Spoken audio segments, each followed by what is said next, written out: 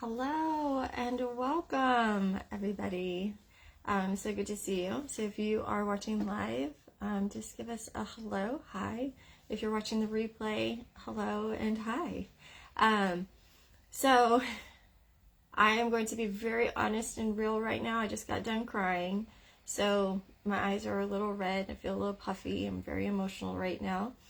But also, this is real life, and it's kind of perfect for today's topic of emotional eating. Is it really a problem?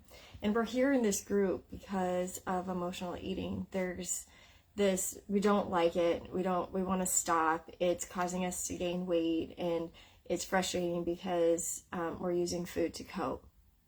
So I'm going to address some of those things today of, is emotional eating really the problem, I should say, rather than a problem? So I'm Hannah Hips. I am the admin and a coach in this group. And Sierra, who is my partner, she is off for the day. So it is just me today. But we are, veggie loving, donut eating psychology coaches and mind body nutrition coach. So we really have a different perspective on emotional eating, a different perspective on eating in general. And we're here to help assist you to reframe a way of like, what is this emotional eating? Like, what is the message? What is the gift? Could we see it as that? Because that's really changing the dialogue and that mindset around emotional eating, because we think it is a problem. We think that there's something wrong with us that we need to fix. And so today, when we talk about emotional eating, what if emotional eating is not the problem? It's kind of the symptom of something bigger, right? Emotional eating. So we have symptoms because there's something going on. Well, we eat out of our emotions, or use it to cope because there's something going on. And oftentimes we want to avoid or restrict or not feel the emotions that come up. So we distract ourselves. Actually, this was, we talked about this on our call last night, on our group coaching call, of like how we don't want to feel something, or we don't want to feel pain, or we don't want to feel what's going on with us. So we distract ourselves and eat because it takes our mind off it, right? But honestly, we are emotional beings. Humans, we have emotions. There's no way around that. So to think that we can end emotional eating or end like this emotional problem that we have is kind of crazy. So how can we, instead of trying to get away from our emotions, but more of like move into our emotions? Because emotions are going to be here. They flow, they come and go. I mean, think about throughout the day. You can be really happy one moment, and then the next moment you can feel really sad. Maybe the next moment you're crying, and then you're laughing. So there's a lot of different emotions that flow through the day, and what tends to happen is we don't want to feel these emotions, so we distract ourselves, we hold back, we suppress them, which then causes all of these other problems, right? And we blame emotional eating for our weight gain, that is the problem. So I need to stop emotional eating, then that way I can lose weight. But, if we learn to be more with our emotions, and when I say be with emotions, it's really just not attaching to them. It's just like letting them be there. You don't always have to figure them out. They're not wrong or right. They're just there. And so if we allow them to flow, and I said this on my call last night, we're like rivers, right? So we have like this energy flow that's moving through our body. We're like a river. Just think of like your bloodstream, right? Streams. It's just, you're flowing all the time.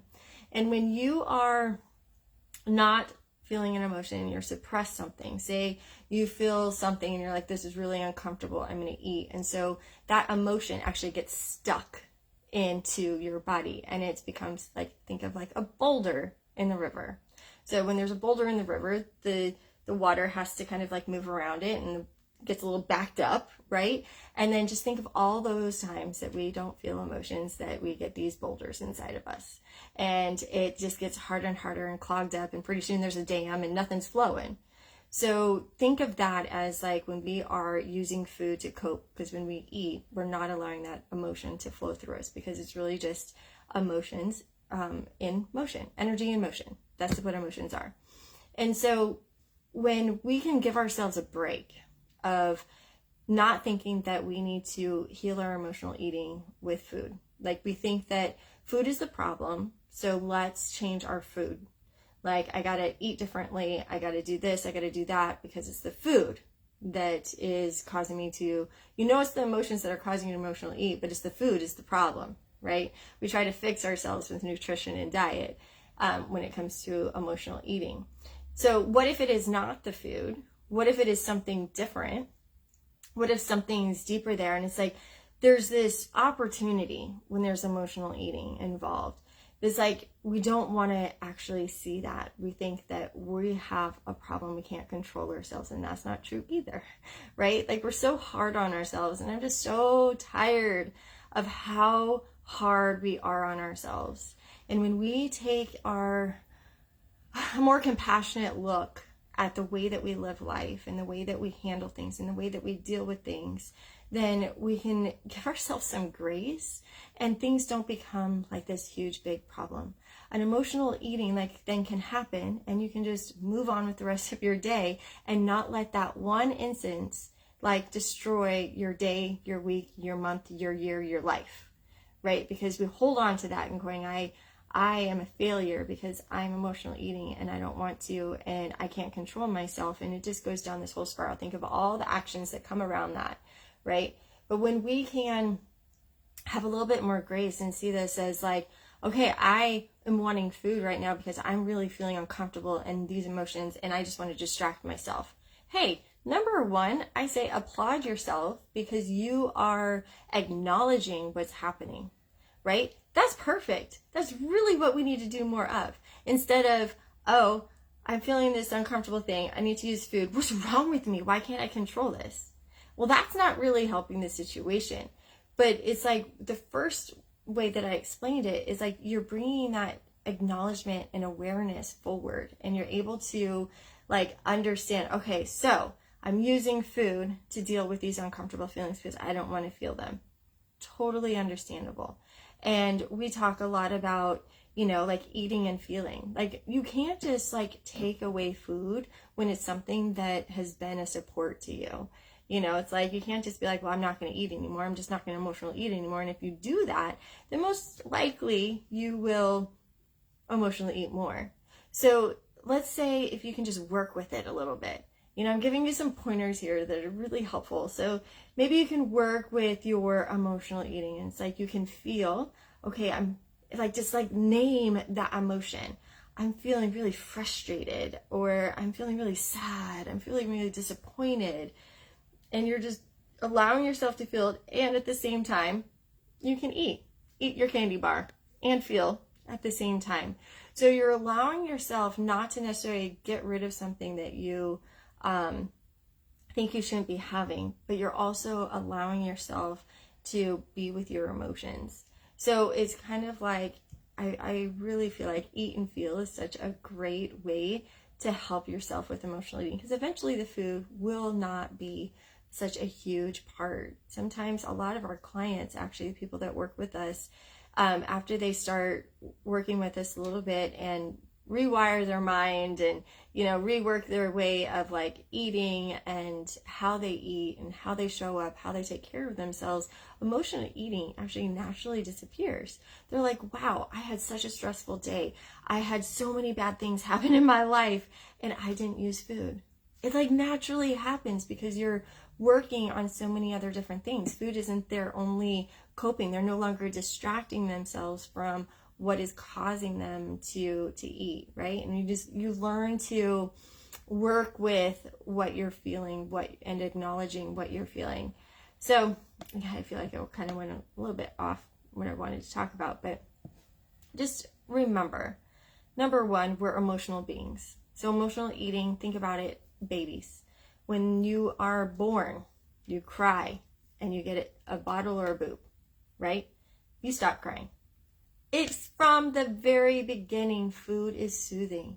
It allows us to calm down. It allows us that moment, right? Like when you're suckling, it's like this pacifier thing too, right? It allows us to like calm down. So know that it is ingrained in us at the very beginning. But the thing is, we have to mature out of that. We don't always suck a bottle, do we? We grow up and we start eating real food and we start dealing with things differently. So we have to mature in our emotional intelligence, which will help us in the long run with our emotional eating.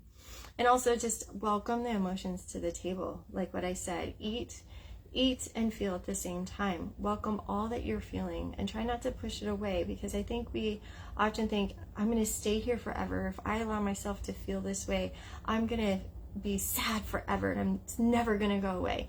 That's not true. Once you identify what it is, once you bring awareness and acknowledgement to those emotions and feelings, they dissolve. They do go away. That's all they wanted. They're like, here I am.